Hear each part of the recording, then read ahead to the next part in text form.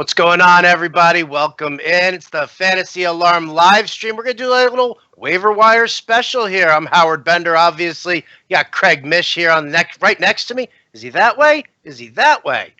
Either way. I'm all over. I'm here for you. I'm here with you. All about it.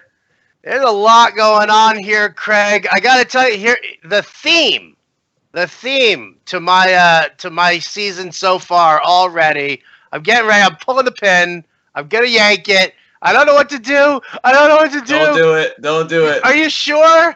This could be my fantasy baseball season right here, Craig. Right here. I'm going to pull it. I'm going to pull it unless you can tell me. Unless you have Knable, yeah, you pull it. Oh, I do have Knable. Here it comes. Ah!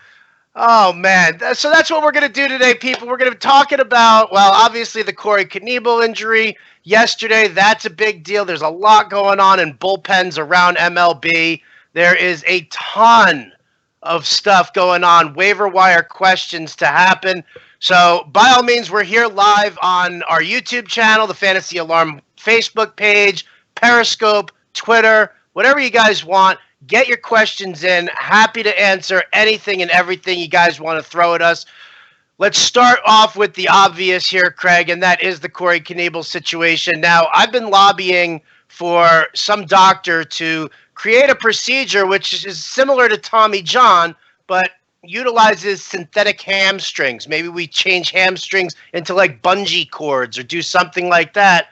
So that way we can avoid these intense soft tissue injuries that we always see right now with the weather being what it is and all the issues and whatnot. So Cory Knable, he goes down, he grabs his hamstring. It does not look good. I still haven't gotten an update as far as the extent of the damage, but it looks pretty severe.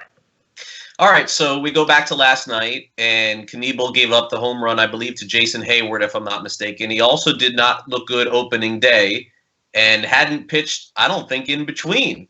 So it does make you wonder a little bit if there was an injury even dating back to spring training with him. But there's not a lot that you can do about the situation in fantasy except for move forward. You'll wait for an MRI. My guess is the MRI is going to be bad. And, I'm a glass half full guy, but in this situation, it doesn't look like you're going to have Cory Knable. If I had to guess, without knowing anything, 2 months. That's a minimum. This could be longer than that. These kind of hamstring issues and injuries, if this is like an a serious tear, you could be looking at all-star break. So how do you move forward? Well, if you're in a league that is first come, first serve, and you're smart, you will already added Barnes, and you've already added maybe even Albers to that point in a 12 or 15 team league. I'm going to guess Josh Hader, who is arguably one of the best 6th, 7th, 8th inning guys in the league, is already in leagues already, and you can't have him. Howard, I don't think there's any clarity at this point.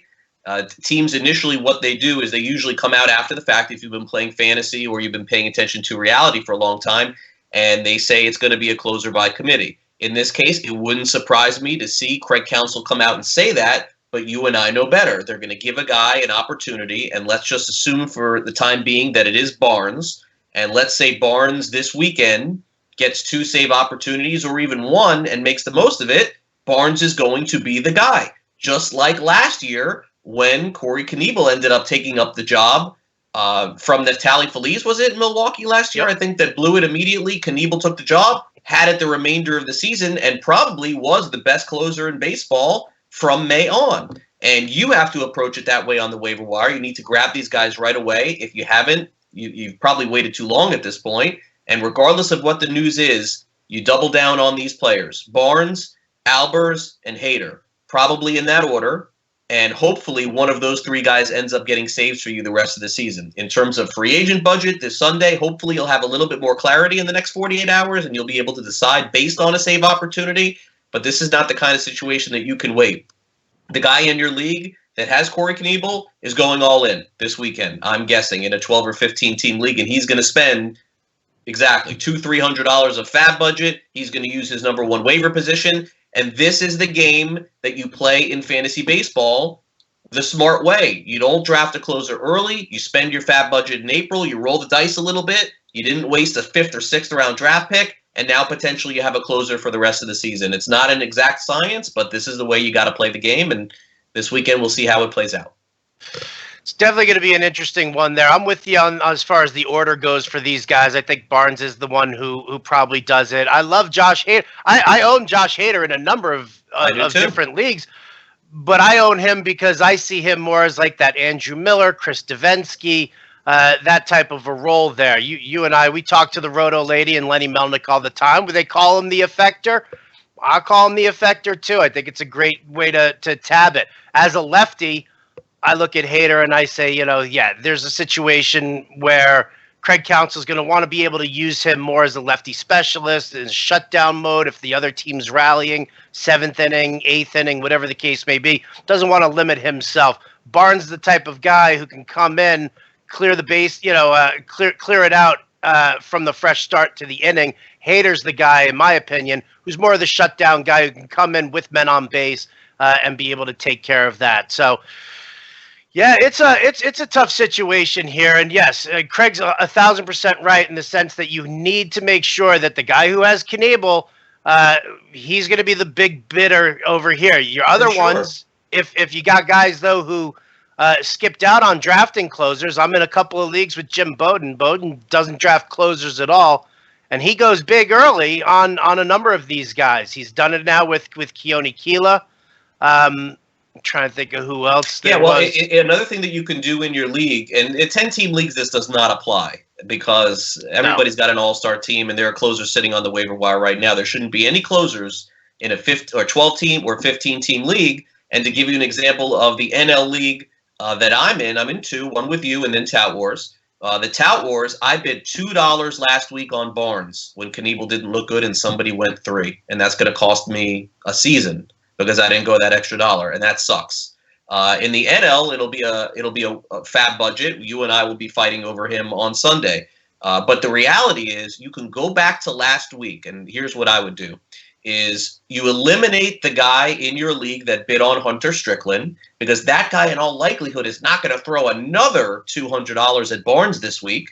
Right. But look at who finished second in the bidding for Hunter Strickland last week, and use that as the barometer, because whatever that guy bid, whoever finished second, is probably going to go 10 or 20% more on Barnes this Sunday because he didn't get his guy last week, and he's going to think, well, I probably have to go a little bit more to get the guy.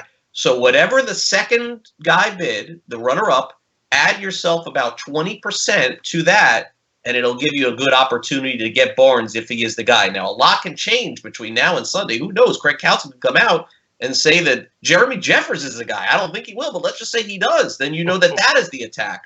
But don't believe this whole idea, it's going to be a closer by committee. You hear it every year. One guy gets the shot. If he runs with it, he's the guy. Washington last year, it's a closer by committee. Why? Because nobody could get a save. Glover, Albers, Trinan, nobody got it. Then they got Doolittle. He was the closer. Madsen was an opportunity guy too. Whoever gets the opportunity, if he saves the game this weekend, is the closer for the Brewers. Yeah, 100%. Let's talk about a couple of other bullpen situations that aren't looking so good here, Craig. And maybe we can do a preemptive strike like the dude who bid $3 on Jacob Barnes last week. Your method there as well. I know, right? I'm sorry. I don't mean to rub it in. It hurts. It hurts. And I drafted Boxberger in that league. Do you want to borrow this? And think about it, Howard.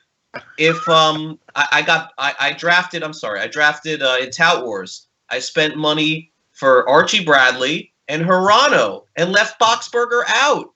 Yep, I did the same thing. And I did the preemptive on Barnes and it didn't work out. So, that's the frustrating part. Somebody like me that says don't draft closers, I'm the same guy that's failing right now in the early part of the season. But by the end of the year, will I win saves? No, but I won't finish last either in saves. In the league, I may finish last, but I won't finish last in saves. Well, again, I mean, that's the whole thing. And, we stress this so much. You don't have to win every category to win the overall, guys. So just stay competitive. This is why I don't punt any categories. I don't believe in punting. I'll never punt. I'll always find a way to make sure that I can build something up. Unless you're talking about a head-to-head league where you've just built your team around, let's say, closers so that you win WHIP, ERA, and your punting wins.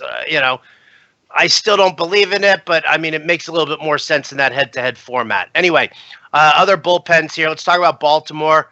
Brad Brock seems to be having his difficulties as well. I mean, the Orioles themselves are looking like garbage right now, but they're not going to look like crap all season long. You're going to need a situation there. Brock hasn't looked good. You got Michael Givens behind him there. That's a guy who Buck Showalter keeps talking about also. So you have to kind of keep that in mind. And Britton, when Britton comes back, in 2 months? We're still waiting 2 months there. To me, there's no guarantee that he's going to come in and be fine and be able to close. Some people do believe that, but you've got 2 months right now. Do you just stick it out with Brad Brock? Do you throw that couple of dollar bid on Michael Givens, stash him away? How do you think that plays out? You could, but I do think that Britton is the guy when he comes back if he's healthy. And I think the estimation is in May, so it could be a month away for him. And that's definitely a good sign. I really think the other situation to monitor, and it's a back-end type situation. In fact, when you think about it, the last 4 or 5 closers taken in fantasy this year in terms of value, probably Brad Ziegler on Miami. I would say that's definitely one. I would say Shane Green on Detroit is another. Kella or whoever's closing in Texas is definitely another one. And then the other one is the White Sox with Soria. And Soria blew a big one last night. And Nate Jones is sitting there. And look, Nate Jones has not been a model of health. And the White Sox are not going to win 75 games in all likelihood. But you talk about preemptive strikes. I think that's the situation right now that you got to attack in the Chicago White Sox. If for some reason Nate Jones is unowned in a league, remember, Soria 7 years ago was great, but it was 7 years ago or 6 years ago, whatever it was, when they had that great Kansas City bullpen even before him in 2015. So I think that's the next one to drop. And potentially, Howard, there's going to be a lot more. There will be 3 or 4 of these situations for sure before the end of the month. I always say that guys are 2 blown saves away. My guess is Soria will get another opportunity in the White Sox for sure. But if he blows the next one, manager Renteria will come out. We'll give him a break. And then it's over. And then the next guy gets in and he's the closer for the rest of the year. What about Juan Minaya over there? Any love for him? Could be an option later in the season because Soria could be dealt and so could Nate Jones. But those aren't the kind of guys to spend in fat budget $200 for like Strickland was or like potentially Barnes is this year. The Giants are a team that's playing for the season here. And they've proven that with all the players that they added in the offseason. They're not going to trade guys at the deadline. They don't do that. And the Brewers are all in for this year. And so, they're looking to win. And Barnes is a guy I think that has enough skills to get it done. And I think Nate Jones is too, but you could be buying Nate Jones for 3 months as opposed to Barnes, who could close games for the rest of the season. And let's not forget also, Howard, potentially how this could affect Milwaukee's starting pitching. Knable was so good for them last year. I think, was it Davies that won 19 games or 18 games for them last year? There's a reason for that because you bring Hader in the 6th and you bring another reliever in the 7th or 8th or whoever it is, and you have that bridge. Now you've eliminated it by 1. So it's worth monitoring. Now, let me ask you here about, for waiver wire maneuvering and one situation that was really, it was just kind of aggravating early in the season because Mike Matheny thinks that he's, the master manipulator also. And that's the fact that the St. Louis Cardinals went out. They signed Greg Holland, 2 years, $14 million. He's locked in. To me, he's the closer there. A lot of people now sitting with Dominic Leone, Tyler Lyons, sitting on their bench. Are these guys that you can just immediately just cut bait with completely and just say, you know what, Holland's going to be there. This is going to free up some spots for you. Or do you wait and see what happens with Holland for the first week or 2 of the season or that he participates and maybe just hold these guys in tow just for the time being? I think you can cut Leone. I don't think there's any reason to own him anymore. I know that he earned the gig out of spring training, but he gave up the home runs the other day. I don't think he's much of an option. And by the way, if Greg Holland was to fail, and I don't know that he will or not, but if he was to fail by the time he's right, Luke Gregerson will be back at that point. And I think Bud Norris is in the mix too. Bud Norris pitched well the other day, came in the game, got a couple of quick outs, and that was it. So the pecking order for me, honestly, with St. Louis is no different than what I said at the beginning of the year. Well, it is now because of Holland, but I would own Bud Norris. Bud Norris pitched very well last year for the Angels. He missed a week of spring training with a hamstring. And if something happens to Holland, I think Bud Norris will end up getting the saves there. So for me, it's Holland, Bud Norris, Gregerson, and Hicks. Those are the four guys to own. No matter how well Tyler Lyons pitches, he's never going to be the full-time closer there as a left-handed pitcher. Yeah, okay. I'm with you there. All right, before we move on to some other waiver wire stuff, just speaking of Cardinals right now, another guy who's being stashed on a ton of benches is Alex Reyes. Now, here's the question with Alex Reyes. They talked about, because on the show, on the Fantasy Alarm Show on SiriusXM Fantasy Sports Radio, Jim and I actually talked to John Mozeliak about what was going on with Alex Reyes and whether or not, I mean, we kind of asked the questions to allude towards whether he'd be valuable in fantasy or not.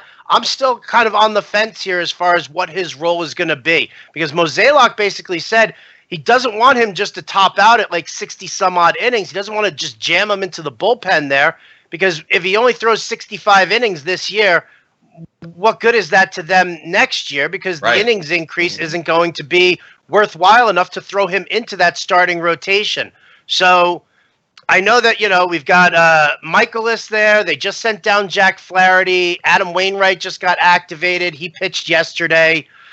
Is there a spot for Alex Reyes in this rotation? Are they going to use him more in that effector role, so to speak? Or, you might have some insight here, don't you? Come on, you do. Right. Okay. So Alex Reyes is in Jupiter right now, which is the extended spring training for the St. Louis Cardinals. And from what I was told, even at this stage right now, remember, he's still a month and a half away from coming back. He's topping out in velocity at 96, 97. And this is 12 months removed from Tommy John surgery. That is a hugely good sign, because velocity and control are the two things that you're looking for from Tommy John. If somebody in your league, for some reason, cut Alex Reyes, this is probably the time now to jump on him and stash him and wait. Now, obviously, his role is to be determined. Here's what we know. He's not going to be the closer of the St. Louis Cardinals. I think they would have to go 4 or 5 guys down for that to happen. In terms of starting pitching, it may not be an initial start. When he first comes back, it could be a bullpen type situation. But the Cardinals, when they get later into the season, they're not afraid to make bold moves. So what do we have? What will Wainwright look like at the point May, June, and July? How many starts does Adam Wainwright have left before they have to make a move there? He didn't look good last night. And I think they did the right thing by starting him in front of the home fans. But you're telling me they're going to let this go 10, 15 starts of an ERA like he's looked the last couple of years? I don't think so. So then Flaherty moves into the rotation. What's Michael Wacha going to be? Would they move Michael Wacha to the bullpen and move Alex Reyes into the starting rotation? I think there's a chance of that. So I still think, if you said to me, does Alex Reyes make 8 starts this year, 10? I would say yes. I think there's still a very good chance that happens. And I think people are viewing this as a setback because they placed him on the 60-day DL. I think this could actually help him. How many rotations in baseball, Howard, have their 5 guys starting for the entire season? None. Every year guys are losing. I think Reyes is going to start some games this year. I think he's going to provide a ton of fantasy value. And if somebody cut him because they saw him go on the 60-day DL last week, I'm adding him right now and putting him on the DL. Absolutely. All right, let's talk about some position players. Let's talk about some other situations. Adam Eaton owners got a huge scare the other day when he got hurt, but apparently we're told that everything's going to be okay, that he is day-to-day here. But does that kind of inspire? Listen, Eaton's never been the picture of health. I mean, you want to talk about a guy who who just lives on the DL on a regular basis. It's Adam Eaton. Does this turn Victor Robles possibly into a little bit more of a stash for you? We're already waiting for Ronald Acuna to come up, and we all expect him to come up actually probably in the next week or two here from Atlanta. What do we do with Victor Robles? I mean, you've got Michael Taylor there. You've got Adam Eaton there. Eaton's off to a hot start, but again, there's got to be some concern. Yeah, I think Goodwin initially would be the guy until June. I think Robles, if anything, is a June call-up, not a now call-up. The Nationals are off to a pretty good start. I know they lost yesterday, but, look, I think Eaton will still be healthy enough to play in and out in a worst case scenario this year. You'll obviously have to wait to see if he goes in the DL, and that would tell the real story there. I still think Robles is June, and if he gets called up, Howard, I still don't see an everyday gig until Bryce Harper is gone. If he is gone, I just, that's the way I see it. I just don't see it happening. In terms of Acuna, it's really interesting because there's no doubt he's going to be up at some point. And I think the general consensus was that he comes up in a week or two. Could Ronald Acuna perform better than Preston Tucker did in week 1? No chance of that. So Acuna's going to come up. He's going to take Preston Tucker's job. But what if Preston Tucker does this again next week? And what if he does it again the following week? You always have to ask yourself these questions. I think Acuna is coming up, and he's coming up soon. But if you're the Braves and you're getting this production from someone who is a minimum type salary player and who's hitting the ball like crazy, it does, I think, push Acuna back a little bit until Tucker falls off the train. And he probably will. But I got to tell you, I watched him play in Houston. I've seen him for a couple of spring trainings now. Everyone talks about his brother. Preston is not a bad hitter. It's been health that's been the issue for him.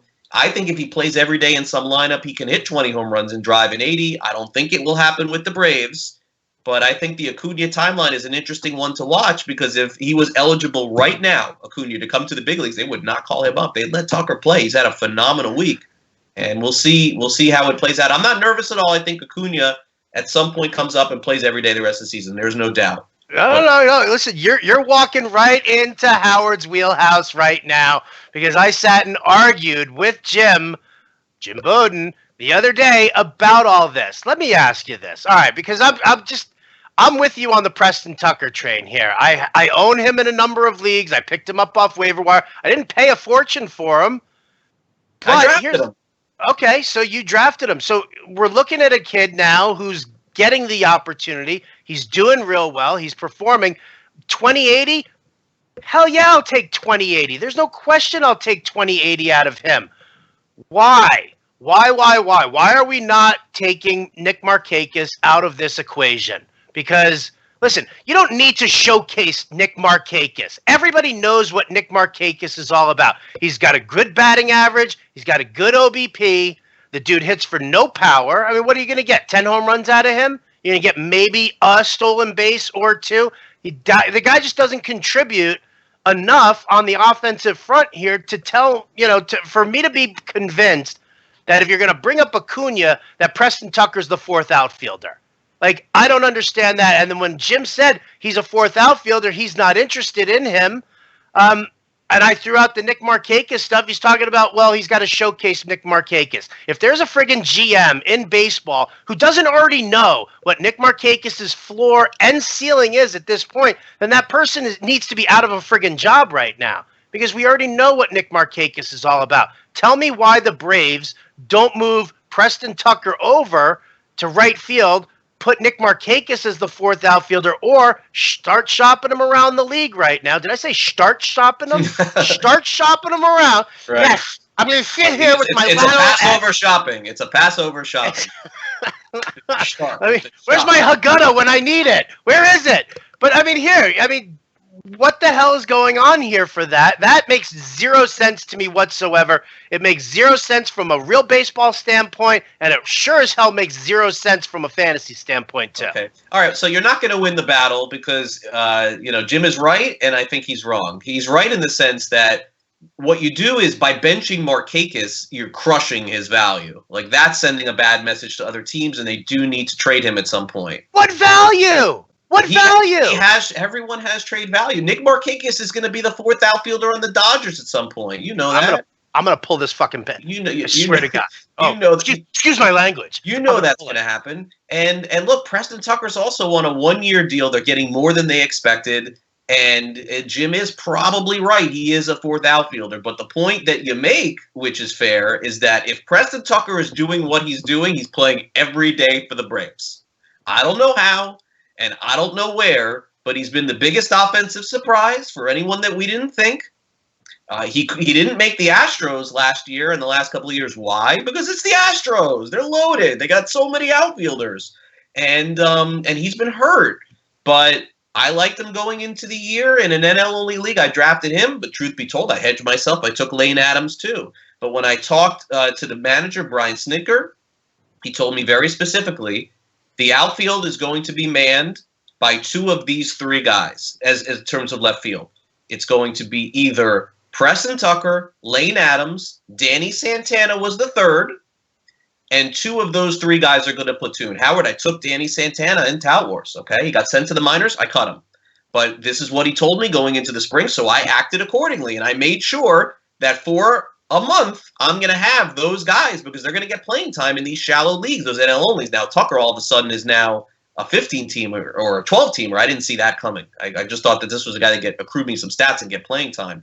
But you're not taking that bat out of the lineup now, and he'll have to keep this up in order to stay in the lineup. But unfortunately, Markakis, because of his defense and because he's on the last year of his deal, you don't need to showcase him, but you can't crush his value by benching him because that tells other teams we don't believe in him and we believe in this Preston Tucker guy. So that's the way I think it'll play out. Bugs the crap out of me. It just You're not wrong. Not wrong, but that's the way it's going to happen. Yeah. All right. Okay, so we're talking waiver wire here, but you know what? Obviously, any question is in play here. So somebody's throwing down a little "Am I tripping?" question here, Craig. Oh, the old school. Right? Yeah. Well, we brought it back yesterday. Okay. Yeah. So we brought it back yesterday, and we got a ton of responses. I got one here. I'm gonna flat out say that this dude is tripping. I'll throw my opinion in here immediately, but I'm gonna give this to you, Craig. Thinking of pairing, and this is our boy at Triple H 2413. Thinking of pairing Kevin Gausman with Lance McCullers in a GPP today. Gausman only 5,600. Am I tripping? Gausman, dude. Right? Those eyes say it all. They say it all. Thank you. What is up with this? At the Yankees?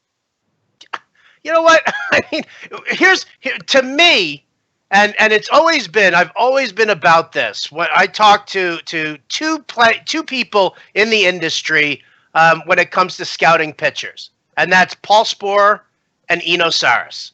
Okay, both those guys have always been my bread and butter when discussing pitching. Greg Jewett over at FantasyAlarm.com right now. He's another one who. Now that Eno's over at The Athletic and he's writing up here and the rest of us fantasy people are down here, Greg Jewett's my guy here. Even Paul Sporer was out on Gausman. He was like, I saw that tweet. It was like the gas can is relit. Why? Why are we even thinking about going back to this well? What is up with that? I have no idea, but there were a lot of people that liked Gausman, I guess. I've talked about this, I think, with you and on the radio. There are players that you just never own twice in fantasy. And, if you had him last year, you don't own him this year. If you own him this year, you won't own him next year. And there are good points being brought on Twitter. It's honestly like he needs to go to somewhere else. He needs to go to Ray Searage in Pittsburgh. Mickey Callaway's done a good job with the Mets. Maybe that's where he needs to go. He just needs to get out of Baltimore. It's not working there. At some point he's going to put together 2 or 3 starts, and you can't look at just one start. But that division this year. He's going to play Camden Yards against the Yankees and at Yankee Stadium. He's going to play at home against the Red Sox, and he's going to have to go to Fenway. And even at his best, it's just not something that you want to do. I know tonight is a tough slate, and McCullers is just so far and away in cash games the guy to own because. I mean, what odds do you give San Diego? I mean, strange things happen, but the Padres going into Houston tonight and beating the Astros, considering right now the Padres are 1-6, they look like one of the worst teams in baseball again. I mean, I get the point, but I think that I would pivot and I would go somewhere else. I think if I'm not mistaken, the A's have a starter tonight in Gossett. His ERA was 8 last year. Yeah. And he threw one game this year. He didn't strike out anyone. Like, I would go with the Angels pitcher tonight instead. As the pitcher. Seriously. Yeah. All right. Yes, Matt09. I know Ray Flowers is a Gausman truther, and he's wrong. He's flat out wrong. He's being stubborn. He liked Gausman. Still on him though? You know what? He might be. I don't even know. I haven't heard Ray talk about Gausman. It's one start, I don't know how long. Fair to him, but he's not. I mean, we know Ray. He's not gonna change his opinion. Yeah, when he has an opinion, it just doesn't change. It doesn't matter what happens. So right, exactly. All right, rate these starters here. These are actually some good waiver wire ads, or at least they might be. Rank them 1 through 3 here. You got Reynaldo Lopez, Tyler Mahle, and Nick Pivetta. Yeah, let's throw Lucchesi in there too, right? Hey, Joey Lucchesi. Hey, he looked great. Throw him in there. Yeah, I don't want to go recency bias with Pivetta. I do like him. I think Mahle on Cincinnati showed a lot of promise there. Pivetta faced off against the Marlins, and they're not walking at all. Like, the Marlins are not walking at all. They're just striking out like crazy, and it's a young team. So I don't want to put too much into that Pivetta start, but I think Pivetta is probably second on the list, and then Lucchesi is third, and then Lopez is fourth. I know he had a good start. I just don't love the environment there with the White Sox, but Lucchesi needs to be owned and in the conversation this week among those 4 pitchers. Are they going to get hit every once in a while?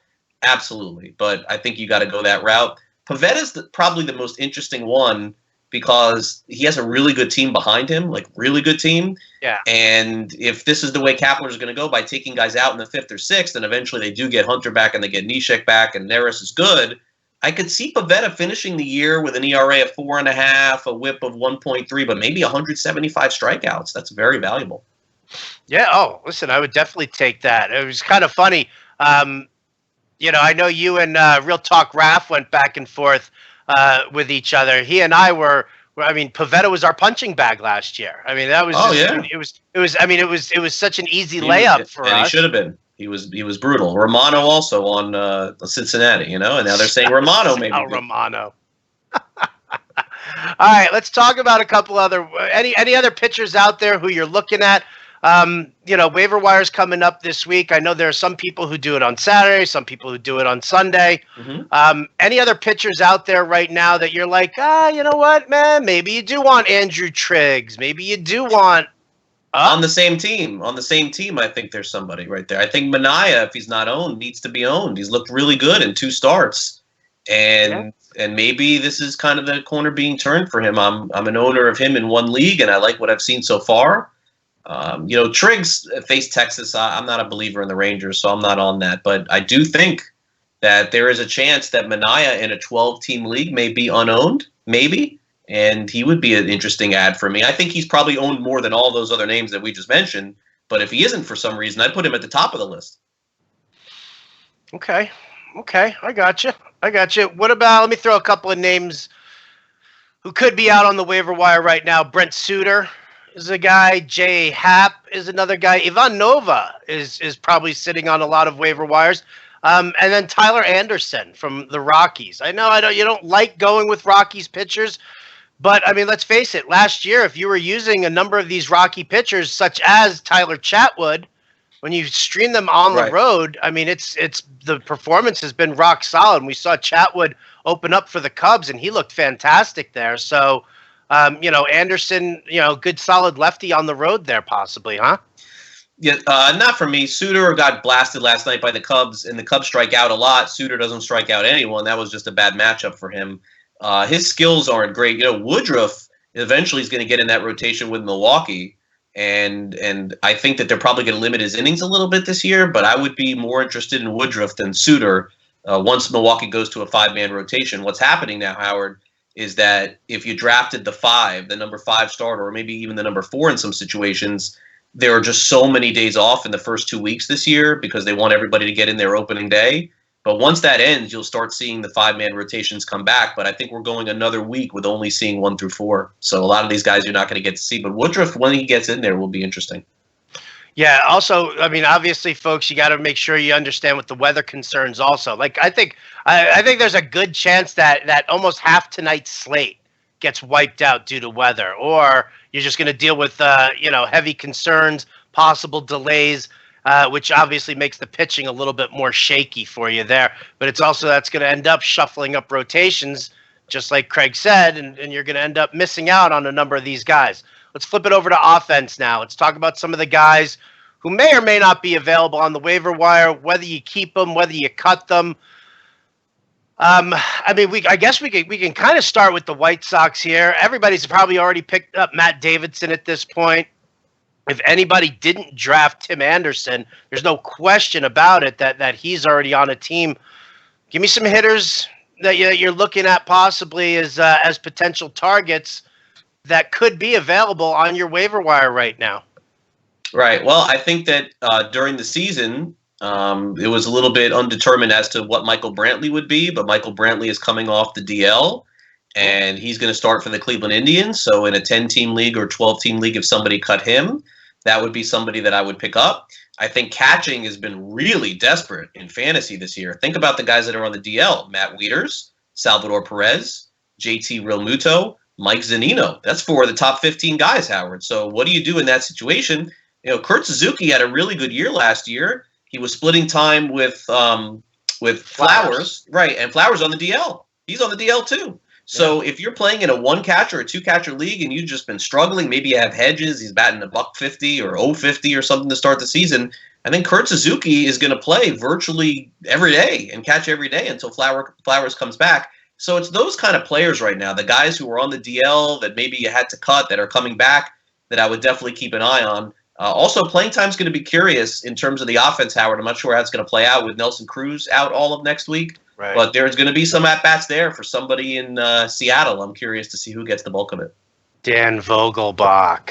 Yeah, Vogelbach's probably going to be the guy who's going to see a lot of DH work once Seattle comes back to the American League.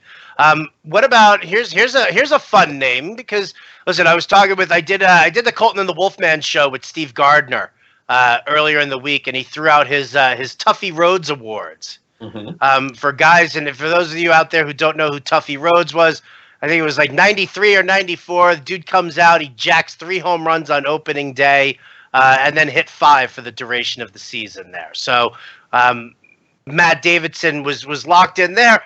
And as we're sitting here talking about it, as we're doing the show, Christian Villanueva starts raking for the Padres, raking for them. Now, I know the Padres, they brought back Chase Headley, but we know what Chase Headley's all about. And I mean, listen, if Villanueva is actually hitting, well, why the hell wouldn't they use him there? It's not really, they know they're not competing. You might as well see what you got out of this guy. He's 26 years old.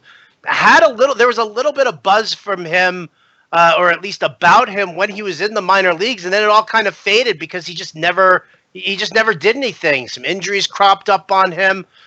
Is Villanueva a guy who, I mean, listen, in our NL only league, you and me, I'm making it rain for him and Jacob Barnes. But, of course, yeah. Villanueva, all of a sudden, I mean, I'm looking at NL Labor, and I'm like, yeah. No, I'm really not. I don't know. In the NL format, yeah. In the NL format, you do. But in the 12 or 15 team leagues, I don't think so. I think at best he'll platoon with Headley. But you're right. Headley's days are gone. He was just a throw-in the trade that the Yankees made. They had to get rid of him, basically. And the Padres aren't hitting at all. Spangenberg can play third base, too. So I'm not really in on Villanueva in mixed leagues. He's more of an NL option for me at this point. We'll just have to see how the playing time shakes out. But as I mentioned, the Padres aren't hitting at all, so he could find his way into potentially more lineups. The other guy that I talked about, I think on Tuesday, and he started last night. I don't think he did anything last night, but somebody to keep an eye on, and I've mentioned him a couple times, is Jairo Munoz on the Cardinals, because now that Jed Jerko is on the DL, the 10-day DL, I think Munoz is going to play 3 days next week, maybe 4. So if you can make those switches and you're just looking for desperate playing time from a player, I would guess that Munoz will play second one day for Colton Wong. He can play one day for Matt Carpenter. He can play one day at third base, potentially, even if they give DeJong a day off. I don't know that he's had one. DeJong's been on fire. But Munoz is another player that now inserts himself into more playing time with Jerko being out. All right. Got a question over here on our Facebook feed. It's a trade question. Of course it's a trade question because it's from our friend Peter Smick, who this guy trades more than Steinbrenner fired Billy Martin back in the day. That's a lot. So here you go. And it's always big-time players here. So you might want to write this down. You don't need to write it down. It's a 3-for-3 deal here. Mm-hmm. Okay.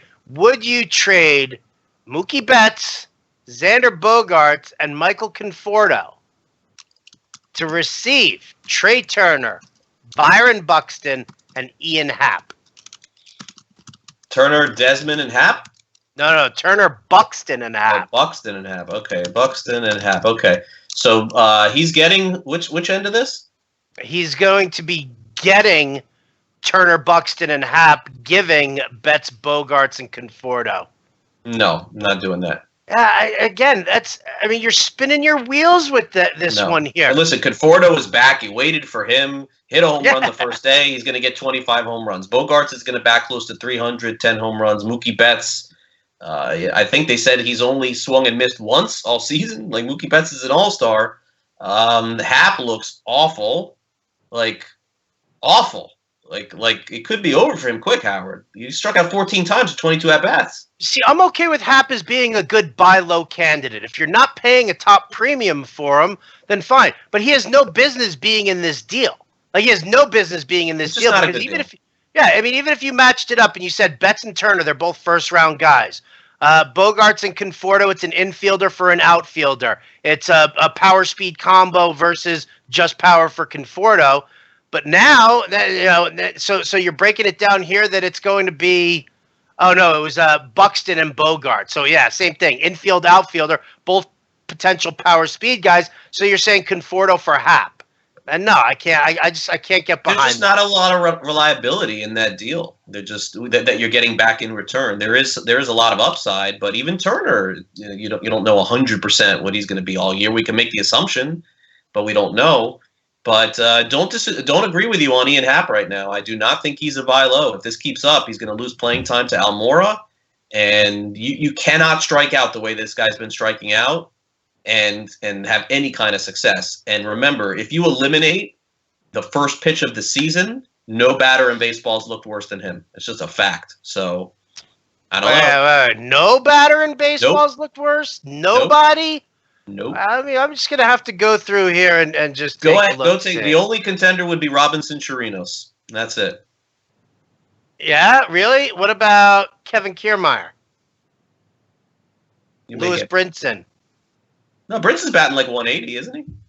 190. Oh yeah. He's batting 200 to Haps 136. Kevin Kiermaier is 2 for 20 something, right? But Kevin Kiermaier has no competition. Howard, you can't put him in that category. He's going to play every day, no matter what. Even if he bats $180, Ian Happ will sit for Almora. It's a fact. It is a fact. I still think continues. I think he can buy low. I'm sorry, I do. I actually think he can buy low. I'm not just sell. I'm just pay the price. Scared. I'm scared of buying this guy right now. I mean, Madden loves Almora. He's proven that before. He had no choice but to lead off Happ, and it's a week, and it's not a big deal. But in the next 7 days, if Ian Happ, in the next, let's say 6 days, if Ian Happ gets 4 starts and strikes out 12 times, Almora's going to play. Okay. Talk to me about Brinson, because you're very in tune with the Miami Marlins. You know what's going on over there. He's struggling. He's definitely struggling. I like the fact that they've been using him as the leadoff guy, which always gives a guy a little bit of fantasy appeal when it's like that. He doesn't seem like he's comfortable at the plate right now. I know that he's obviously been a highly touted guy, but there's got to be a reason that the Rangers were so easy to give him up and make that deal in the offseason here. So give me your take on Brinson. Is he a guy who you just keep stashed away on your bench right now? If you're in a 12-team league, is it, could you possibly drop him? I wouldn't drop him, but I would probably reassess this after the weekend to see what happens. I mean, look, he led off yesterday, went 0 for 4 with 4 strikeouts. There's no doubting that. The Marlins still feel very highly about him. It is true. He's been traded now from 2 organizations to Miami. I still think there is 20 home run power there. I still think there is a possibility of 20 steals. But the question that you have to ask yourself is, what would his value be, let's say, in 2 weeks? Because I think they're not going to pull the plug on him leading off now. But in 2 weeks or a week, if this is happening, I could see him being moved down in the order to 6th or 7th. And how will he respond to that? Will it be like Buxton, who led off and then they moved him down and he started hitting? It's possible. I don't know the answer to that. They also don't have a lot of options in return. So in terms of counting stats, he'll still get those. It's hard to hit home runs in Marlins Park. When the roof has been open, no one's been hitting any home runs there. I mean, there have been no runs being scored. So once the roof closes, maybe that'll start. I'm not concerned because I don't think the cost that you acquired him at is very high. They also don't have a lot of options behind him. The one player that I've talked about a lot and I own, and people make fun of me, and it's going to happen, and he's going to play, and he's going to lead off, and he's going to steal 20 bases is Braxton Lee. It's going to happen. At some point, going to happen? It will happen at some point. He's going to get a chance, and he's going to make the most of that chance. I love this kid. I love this player. I get crapped on a lot because, you know, in fantasy, what does he do? He plays great defense. He doesn't hit any home runs, but something about him tells me, it could be June, it could be July, that he steals 20 bases this season for the Marlins. And look at his on-base numbers in the minors, too. Just a player that you want to root for, and I guess that's kind of why I've inclined to him. And now he's back with the big league team because Garrett Cooper is on the DL. So not cutting Brinson in a 10-team league, yeah, I'm probably not owning Louis Brinson. There's no reason to. 12-team league after the weekend, more strikeouts, no hits. I'm benching him for next week for sure, but not a cuttable player for me. No. Where did I own Braxton Lee somewhere? I can't remember where it is. It's not in Labor NL, and I don't own him in the league that you and I are in. But no, because I do. But what I would say is I wouldn't get crazy with him, but just let's see how it plays out and let's see what he does. Listen, Garrett Cooper being on the DL helps League for sure. He's going to stay with the team now. They also have Magneuris Sierra in the minors, and he can run and steal bases too.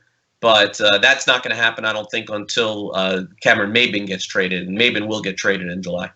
Or you just get hurt and be out for the season. That's just usually his. He was hurt twice in spring training, so shocker. You're not far off there. But he's actually played very well for the Marlins so far. I don't care. You know what? That's great. Cameron Maybin has been my fantasy Achilles for years and years and years. I wrote about him back when he was the centerpiece for the deal, the Miguel Cabrera deal, and was talking about him back then. And I was a truther.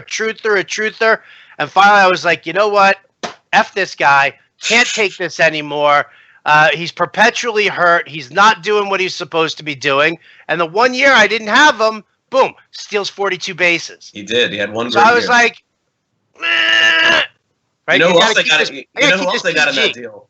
You know who else they got in that deal? The Marlins. They didn't figure him out. It was Andrew Miller. He was in that deal too. Oh, yeah, that's right. He was. Oh, well, that was like perpetual finger injuries for him. And as soon as he's gone, he becomes the best reliever in baseball. Yeah, exactly. All right. Look at this here. Peter Schmick not happy with our assessment here, so he's got more questions. It's not a question that he's not happy about it, but here you go. This one's a little bit more conceptual, apparently. Are you ready? Sure. Would you rather give up Carlos Santana to land Carrasco, or give up Jose Martinez to land Jose Quintana? Yeah, I'm trading Jose Martinez for Quintana right now in every league. Come on. Yeah. I like Jose Martinez, but let's be real, you know. Like Quintana is a great buy low right now. If there is ever one, that's a guy that he was fine until like one inning he got destroyed. I'm in on Quintana this year for sure. I don't own him anywhere, but I would attack that for Jose Martinez. Come on. Okay, so not Santana for you like that more than Santana for Carrasco. Little worried about Carrasco. Hasn't looked good in the spring. Didn't look good in his first start. Tonight faces Kansas City, right? I'll feel good if Carrasco goes out there tonight, throws 7 innings, strikes out 7 guys. I mean, Kansas City's has not. Yeah, he has to. And Duffy I won't touch at all, but Duffy's the opponent, I think, tonight. Yeah, this would be an important game for him. You know, this kind of reminds me. It was a little ridiculous that people were so off on Carlos Martinez after his first start. And then last night he was so dominant. I think the same thing probably happens with Carrasco. But if it doesn't, then at least it gives you some fuel to the fire. It does indeed. It does indeed. All right, let's see if there are any other guys out there, waiver wire wise, who we can love on a little bit here. I'm trying to think. Well, Kevin Pilar has to be owned in leagues right now. I mean, you can't sit there and lead the league in stolen bases for the first week and not be on everybody's radar there. Yeah, I got another one. Another pitcher. When Jim went on his spring training tour and he went to Tampa, Howard, I don't know if he said this on your show. He definitely said it on mine. I'm sure he did it on yours. There's a pitcher named Yanni Chirinos that he kept saying was a popular. Oh, yeah. And 5 shutout innings for him yesterday and 4 shutout innings in the appearance that he made before. So he's thrown 9 shutout innings so far this year. Look, I know Tampa's going with this bullpen day, which is how Chirinos got his shot yesterday. But boy, he's got to be owned, doesn't he? Like in 12-teamers, 15-teamers, at least just to see what he is, I think. Yeah. Oh no. Listen, I endured with that. I mean, what I've slowly learned is that our mutual friend is a Red Sox fan, and if you haven't figured that out by now, well, then you got to get your ears clean and your head examined. So when Chirinos throws these shutout innings against the Sox, a team that everybody was stacking yesterday in DFS, he was tooting that horn yesterday. Big time about that one there. I lost a bet to him. Was it last year on Adam Duvall? Was last year Adam Duvall's big year? The first year? 2 years ago. I lost a bet to him about the amount of home runs he hit, and this year we have one that I love. I think I'm in great shape. I got Christian, he gets caught up in the moment, when the trades, that's the best way to get him is right when a trade happens, So Christian Yelich went from Miami to Milwaukee. And he's like, he's going to steal maybe 30 bets. I'm like, oh, I got a good one here. Okay, here we go. So I bet him, and I think I got a good shot here, under 20.5 steals for Christian Yelich. Now, keep in mind, I don't think Christian Yelich has ever even had that many, but I was like, I'm willing to bet under on that. And you take under 20 steals for under 20.5, yeah. Wow, okay. You like the over? I like it. He's never done it. Why? How is he going to do it? He's stolen 20 bags before, hasn't he? Or at least gone to like 17 or 18? Yeah, but he's not a running guy, man. Like he's not. No, council wants him to run. He wants to run. How's that going so far? How's that going? Well, now we're talking about an oblique injury here. What, you're gonna say that you won the bet? You know what? What's the bet? What are you guys betting there? Well, we have nothing in stone. Just I'll double down on Bowden's side on that one if you want. 20.5 even now? I'll take 20.5 even now. Yeah. Okay. Let's go. Done. We'll figure it out. There you go. That's your guys' assignment here between now and Ooh. Well, Craig, you're in luck because I got that covered right here. I'm in my pajamas still, dude. Wait. I got even better for you. Chuck E. Cheese, 53 tickets right there. Right there. All right, well, then I will pony up my $11 for that. Wow, you got 11. Okay, sweet. We got huge bets here. My 53 tickets for Chuck E. Cheese against your $2. Bring 11. It. Done. 11. Done. Christian Yelich. That's a sucker bet, man. Listen, I do. You know what? When you see teams that end up doing a lot more running, I mean, please, did anybody in their right mind think that the Angels would be the most aggressive team on the base paths last year? I mean, they were sick. It was incredible how many stolen bases attempts that they had last year, and I thought that kind of came from out of nowhere. Socha doesn't strike me as a guy who wants to do that. So, Reese Hoskins has 2 steals. Go Reese Hoskins. Look at that. He's going to be a burner this year. 40 coming up. He's on pace for what? Like 111 steals? Yeah, 87. Sick. Yelich Better stack for tonight here, Craig. Who would you rather? Whose bats do you believe in more? Toronto's against, I guess that's Matt Moore, or Yes. the Astros against hot trash Perdomo. I still would go against. I would go Toronto. I would. Yeah. The righty bats of Toronto against Matt Moore. I mean, I think it's over for Matt Moore, man. Matt Moore are we sure it's? I gotta look and make sure that it's Matt Moore. I thought he was dead. I thought he died of embarrassment from being such a crappy pitcher. I don't know what happened to him, man. I thought he was going to be a superstar, but dude, I went in on that last year when he went to the Giants. I was like, oh yeah, I'm totally digging on this. Totally digging it. Crap. Yeah, Perdomo. I listen. Houston is a dangerous situation always, but. This is just me looking at the pitcher versus the pitcher. I would rather have Perdomo than Matt Moore in fantasy leagues. I mean, Matt Moore has got to be, near the bottom for me amongst all teams. I mean, Giants just gave him away, right? But Perdomo, I mean, you're talking about the difference between a poke in the eye and a kick in the balls. It's one or the other, and neither are going to feel good. I thought Perdomo was not terrible at times last year. No. Who, Perdomo? Yeah. I'm not in on that. I don't care.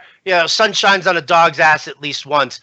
Okay, so it's Toronto in Texas. Marco Estrada versus Matt Moore. I'm definitely going with that one there. I love Perdomo's ERA was 4.67 last year. Not terrible.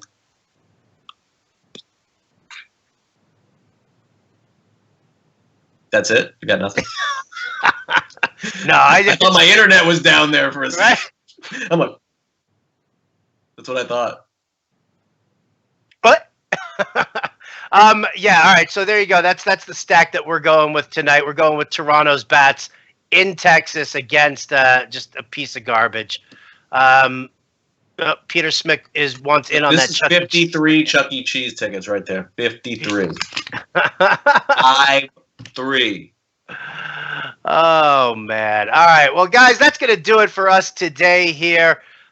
Really appreciate you tuning in to the Fantasy Alarm live stream. Waiver Wire again. Craig and I are here every Tuesday and Friday at 12 p.m. Eastern. You can get all your questions in. And again, you can follow this on Facebook, YouTube, Twitter, Periscope, wherever you want. Fantasy Alarm. If you haven't subscribed to the playbook by now, get your head out of your ass and do it. But take it for a test spin on me. So fantasyalarm.com/radio. Use the promo code radio. 7-day free trial. Check it out. See how you like everything. Read the content. Look at the DFS stuff. And then when you're ready to sign up, go to fantasyalarm.com/playball. Use the promo code playball, and you'll get the rest of the MLB package for the entire season for $100. Can't find a better deal on any other website there, and we rule. So there you go. That's it. Craig, any parting shots you want to say for the weekend? Maybe something that you're watching for particular this coming weekend? Yeah, I think that we hit it at the top of the show. It's the biggest story in fantasy for sure. It's who's going to close for the Milwaukee Brewers. We're going on that closer carousel again this year, as we do every year. By the time April's over, you're going to have 7-8 guys that are going to lose their job. The difference is that when one guy loses a job, he can get it back. In this situation, you have a player who is injured and severely injured. We don't even know what Melanson's story is. I think that we're going to know that Cory Knable is going to be out for a long period of time. Don't be shy. Get aggressive. Don't be timid. Get aggressive on the waiver wire if we get a determination on who the closer of the Brewers will be. Remember, Cory Knable was not a guy last year that anybody took in fantasy leagues thinking was going to save 40 games and be a 6th-round pick. No one said it. No one thought it. And no one thought Barnes would be if he's the guy, too. This isn't coming from somebody with interest in Barnes. I don't have him anywhere. But if you get out of this weekend going, oh, I could have spent an extra $30 on the wire for Barnes and I didn't do it, don't make that mistake. There you go. Wise words. Thanks, everybody, for tuning in. Craig and I will catch you here on Tuesday. You can catch Craig Monday, 9 a.m. Eastern on Sirius XM Fantasy Sports Radio for the GM and the Co-Mish. And you can hear, I guess you can hear me and Jim Bowden this afternoon, 4 p.m. Eastern, and then again me Sunday night, 7 p.m. Eastern with the always lovely Lisa Ann. For Craig Mish, I'm Howard Bender. This has been the Fantasy Alarm MLB live stream. We'll see you guys again soon.